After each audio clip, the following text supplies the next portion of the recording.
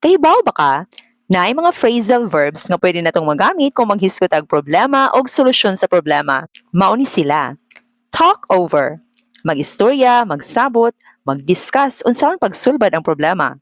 Example, they talked it over and found a solution to the problem. Sort out. Ihanay sa aron madesisyonan unsay buhaton. Example, you need to sort out this problem so we can move on with the plan. Deal with. Atubanga og sulbara ang problema.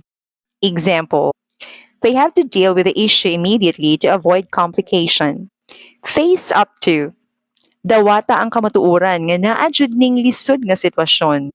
Example, Jenny need to face up to the reality that Mark doesn't love her.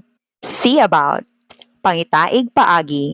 Example, please see about getting the internet connection fixed. Come up with.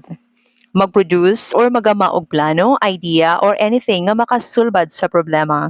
Example, Jose came up with a plan to solve the garbage problem here.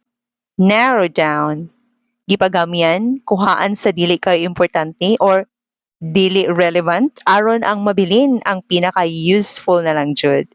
Example, the teacher has narrowed down the list of options for the students to choose from.